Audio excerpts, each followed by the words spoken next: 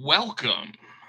All right. So to not have any nice graphics or anything like that. Hopefully, I can get that stuff in the future. But for now, I want to go ahead and introduce myself. My name is Rob Potsy Pochak. People know me from from a couple Facebook lives and a podcast called The Potsy and Tino Show. I used to run a podcast called The Potsy and the Turd. Uh, that one has ended, and I have moved on to new things. I am now doing the Potsy and Tino show, and every so often I try to get a couple of guys together called the Primitive Screwheads, and we run everything through my Pots and Pans network of podcasts. Hopefully, everybody can hear me. I see that I've got one person looking on already. I'm going to go ahead and just tell everybody what this is about. I decided I'm just going to answer questions that people have for me. Reason why I want to do that, I want to make sure that we've got people getting my opinion on things. Don't know why, don't really care. No, kidding.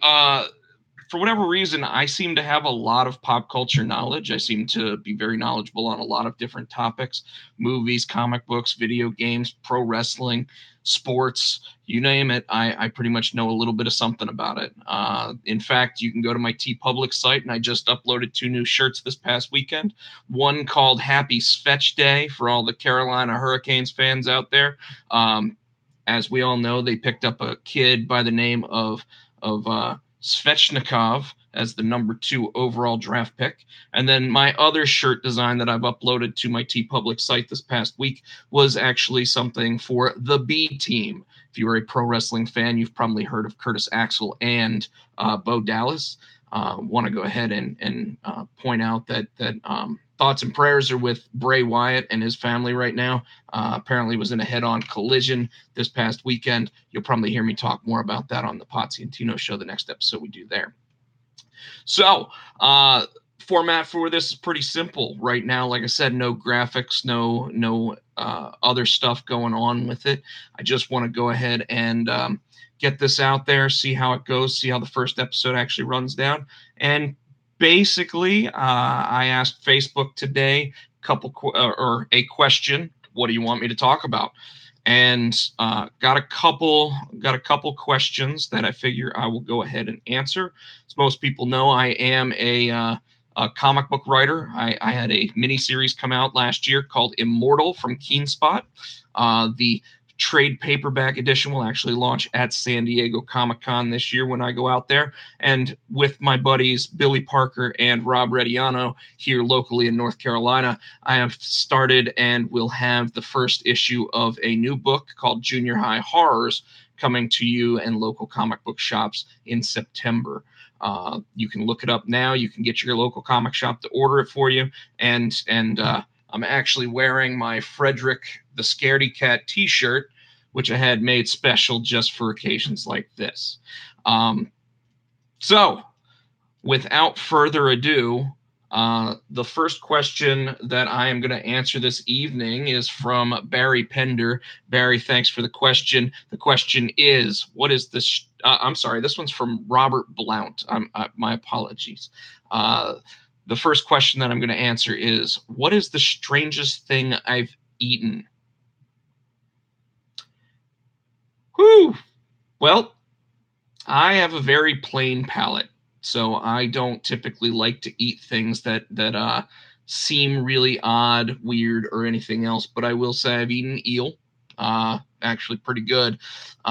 Do like sushi, so I will actually dabble with things like eel, and many other different types of fish that you might not typically actually eat by going out for them. One thing that people will find interesting about me is that I really like chicken parmesan. And just about any Italian restaurant I will ever go to, that will be what I order. And I typically look at that the same way that Johnny Depp did in the movie Once Upon a Time in Mexico, directed by Robert Rodriguez. I look for the best chicken parmesan in the world, and I try to maintain the balance. I walk in the back, I shoot the cook in the head, and we just move on if it's too good. No, in fact, my favorite place to actually get a chicken parmesan was a place called Johnny Carino's, which unfortunately has closed. Hopefully not forever, and hopefully not everywhere, but unfortunately the local ones did. But yes, my favorite meal is chicken parmesan, the strangest thing I've probably ever eaten. I do believe that I tried alligator on a pizza one time, so that was pretty awkward. And I have been to the Disney Food and Wine Festival, as well as one in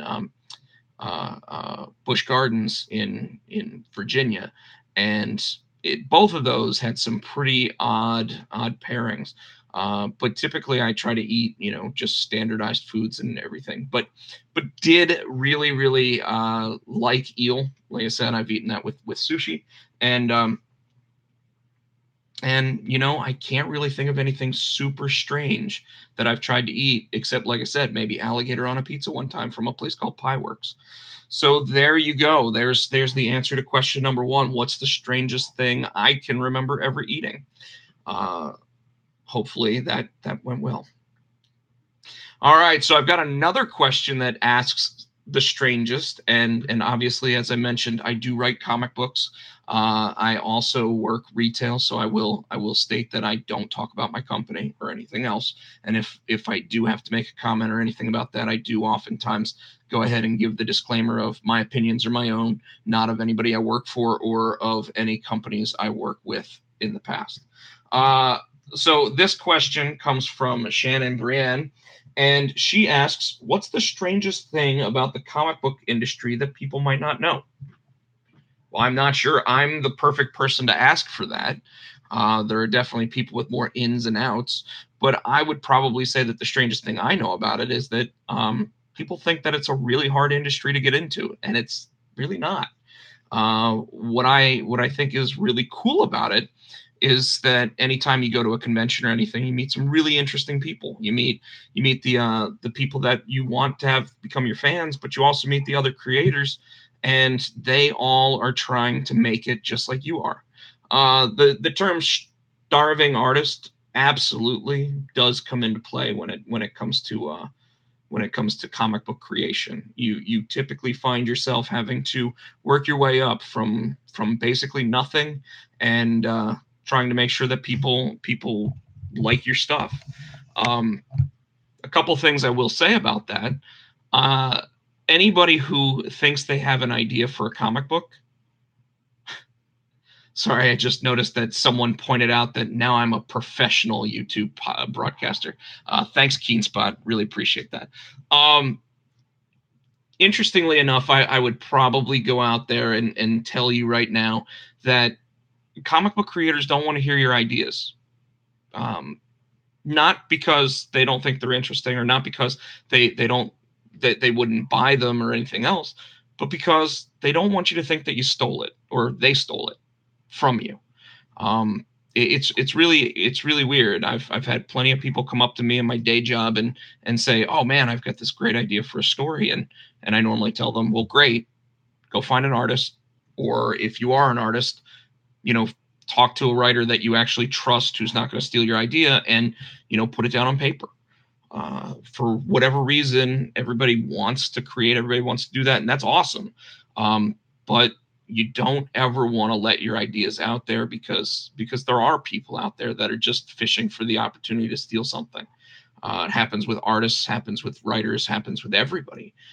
So if you are a comic book creator in the making, don't ever let people think that your idea is something that they should hear, at least before you've trademarked it, copywritten it, or whatever. And then, of course, if you become someone huge, go ahead, talk about it all you want, because it's probably going to get made if you're not making it yourself. The other things that I think that people don't really understand about the comic book industry is that, like I said, it's not really hard to get into. There are people out there, right now who are making tons of money in Kickstarters, Indiegogos, and things like that. I don't have to talk about that stuff. Everybody knows who they are. In fact, yes, I will mention one by name, Ethan Van Sciver, a gentleman I've worked with in the past. congratulations to him. His stuff is blowing up out there. He's got a lot of fans. He's got a lot of people listening, and he's got the ear of a lot of people. And I applaud him for what he's trying to do. He's really going out there and trying to make it work. Me, I'm sitting here. I've got a day job. I'm trying to do whatever I can to just get a couple people to like what I'm writing. And if you do, that's great. What a lot of people don't realize is that we typically write for ourselves. We draw for ourselves. If it makes us happy, that's good enough for us. And I would tend to believe that that's what most people out there who are creating are actually really trying to do, is appeal to themselves and then see if that appeal actually meets an audience of its own. Um, so so while again I would love to read everybody's ideas and hear what everybody's got in terms of books, I'm not going to ask to read any of that stuff. And in fact, I would tell you to make sure that you keep it very tight knit and keep it very close, and you create your own idea. The media is out there. You can put up a digital comic on a daily basis if you want. You can totally make comic books if you want to make the books. You can totally do digital stuff if you want to do digital. But the fact is that the avenues for you to take to get a comic out there is endless, and I totally think that that's something that more people really need to take advantage of. All right, so I hope that answers the question of what's the strangest thing. Don't give your ideas away. A lot of people even say I don't care if I write it or whatever, but the fact is that it's yours. If it's good enough, someone's going to want to publish it. So you don't necessarily want to give it to another creator because you don't want bad blood down the road or anything else. But you may want to find an artist to help you actually flesh it out, so that way you can sell it to a publisher, or even if you don't sell it, self-publish it. There's a lot of great young self-published books out there. I like going into a comic convention and seeing my buddy Ryan Scheffler out there, selling Jeff the Yeti, because he's the one doing it. He's publishing it himself. He's printing it himself. He's doing all of that, and he's got an audience. The first print of the first run is pretty much done at this point. It's gone. If you want one, gonna have to find it on eBay or something, because I don't think Chef's got any of those anymore. Great job out there, Chef. All right, so the third and final question that I've got for this live YouTube stream that I've got going on this evening is one from, and I mentioned his name earlier, Barry Pender. He asked, sticking with the comic book theme, who are my favorite writers and why do they stand out to me? He I guess wanted just my main favorite writer, and I don't know if there is one. I like a lot of different comic book writers. I do like a lot of stuff that is from writers that are probably no longer writing, or not necessarily mainstream stuff anymore. But here are the people that I say that if they write something, I've got to read it, and I pretty much stick to this list. Geoff Johns, former president of creative over at DC and Warner Brothers, now just a writer, I guess, but probably with one of the most lucrative writing deals in the history of comic books at this rate. Everything he writes, you can see the passion, you can see the love, you can see the drive in what he is doing, and because of that, you just have to admire what he's trying to do. I think before Rebirth, you could see that there were some areas that he was thinning himself out and making his stuff maybe not as creative. But when he did Rebirth #1, I did a podcast on that. It was such a good comic book that, I was sucked in. I think I bought all 52 or 52 first issues because I had to see where it went. Right now, his Doomsday Clock, I don't think anybody should ever try to rewrite history or rewrite or write alongside Alan Moore with anything, but it's great. It's probably a little bit more decompressed than I like than you see in unfortunately, it's the way the comic book industry is at this point. But at the same time, I know it's going somewhere. And Gary Frank's artwork is absolutely tremendous. I can see why Johns wanted to work specifically with him on that project, and it blows me away every time an issue comes out. I think I've bought every cover that I found for it as well. So number one on that list, Barry, right now, Geoff Johns is writing something. I'm picking it up. Looking really forward to his Shazam. Also looking forward to his Three Jokers miniseries with Jason Fabok. All right. Other writers that I have to read the books of. Mark Millar. You know, the guy gets to pick and choose who he works with in terms of artists. I mean, he's worked with Dave Gibbons. He's worked with Greg Capullo. He's worked with Lionel Yu. He's worked with John Romita Jr. He's worked with Olivia Coipel.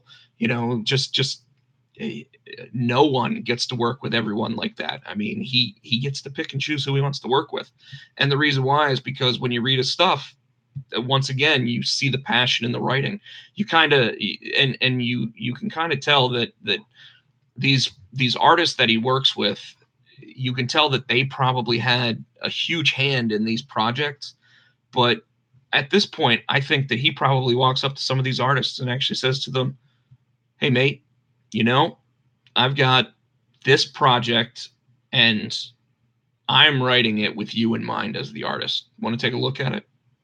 And these guys are probably looking at it and saying, "Yeah, absolutely. I want a part of that." You know, it's not just the Netflix deal he's got going on either. I'm sure he's got other stuff going there. The in actuality, I mean, like his stuff. I read someone online the other day was saying that they were now letting their child read his Superman adventures. Interestingly enough, his first big two work, so his big DC or Marvel work, was writing Superman Adventures, which everyone knows is the cartoon version of the comic book. And when you think about it, like that's for all ages, that's for everyone, and yet that's where he got his start writing for Marvel or DC. And now he's sitting there writing things like Kick-Ass, you know, and it blows my mind to think how many ideas this guy actually has in his head. Couple that with the fact that, you know, he helped start the Ultimate Universe with Brian Michael Bendis, and I tend to believe that Bendis is more of an idea guy and Millar is more of a action guy. So you could tell when he was writing Ultimates with Brian Hitch in mind as the artist that it was meant to be a blockbuster film.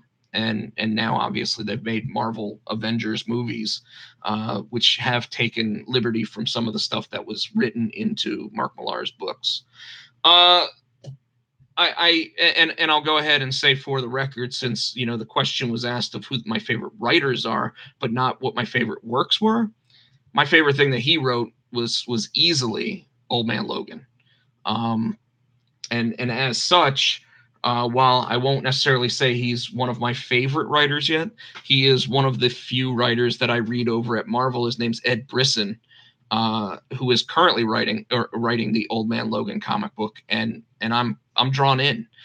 His first arc actually brought in a character created by Peter David and George Perez, the Maestro from Future Imperfect's Hulk. Where it was, you know, basically Hulk's gone evil and he's become this giant monster, and he's just trying to control everything. So I really like those kinds of stories. I really like, you know, the stories like Dark Knight Returns, where it's in the future and it's totally a wow, this could really happen if you know comics went that way. But what's really cool is that, you know, you can always come back out of that and just see the younger version of the character. But Brisson has done really well being able to tie some of these, you know, now that the 616 is no longer out there, you've got, which by the way, folks, is what the Marvel Universe used to be called, based on, I believe, an Alan Moore comic way back in the day. It was called the 616th Universe, and you know, Marvel kind of got rid of that when they did Secret Wars in the past 2 years, and since then, writers have kind of been given a little more freedom to be able to explore how they want, because it kind of just shoved the worlds back together. So all of a sudden the Ultimate Universe is part of the same universe as everything else. And now you have the ability to sit there and say, well, Peter Parker gets to meet Miles Morales, or Old Man Logan is suddenly a character in the regular universe because our Wolverine died at one point. So many different aspects, different things going on. But overall, we've got the ability to sit there and play around with different toy boxes and put them all together, which is kind of cool. And you can see that Brisson's done that, because now all of a sudden he's putting Kraven the Hunter with Old Man Logan, and it's really cool, because why hadn't those characters ever gone after each other? Why hadn't they, why hadn't he ever been hunted by one of the best hunters out there? And now all of a sudden, yes, he's old, and I like how Kraven's motivation is to put Wolverine out of his misery. So that's why he's doing it this way. Pretty interesting. Thought it was kind of cool, and still buying that book. Finally, I'm just gonna throw one other writer out there, because, like I said, I like all these stories that can include futuristic versions of characters and everything. I still buy anything that Frank Miller and Mike Mignola write. So I absolutely am picking up Xerxes right now, and I go back and I read Dark Knight Returns probably once a year, and I actually, I'm probably in the minority in this, but I actually do go back and I read Dark Knight Strikes Again, because anything with Miller's art I still love, and I even did read the third part and thought it was fine. I didn't hate it. I didn't dislike it. I would have liked to have seen more of his art being maybe inked by Andy Kubert. But having Andy Kubert inked by Klaus Janson is something that I'm totally okay with. Andy's not my favorite Kubert. Adam is, but that's neither here nor there. They're kind of like comic royalties, so they get to pick and choose what books they work on as well. So those are some of my favorite writers. That was some of my favorite or weirdest food that I've ever eaten, and a couple little things about the comic book industry that people might not recognize or understand. So with that, I'm going to go ahead and get out of here. I will let everybody know that I do have a TeePublic page out there. I post it on my Facebook page from time to time. Do have an Instagram account. Instagram is Rob Pochak. And my new comic also has both a Facebook page, facebook.com/Junior High Horrors, as well as Instagram.com/Junior High Horrors. Would love to see that page grow before the book comes out. Will be at San Diego Comic-Con. You'll probably see me do at least one or two more of these YouTube things before that, if everything went well. If you have any questions or anything to me, you can email me, rpochak@gmail.com. Or, like I said, you can go to my Facebook page, facebook.com/Rob Pochak.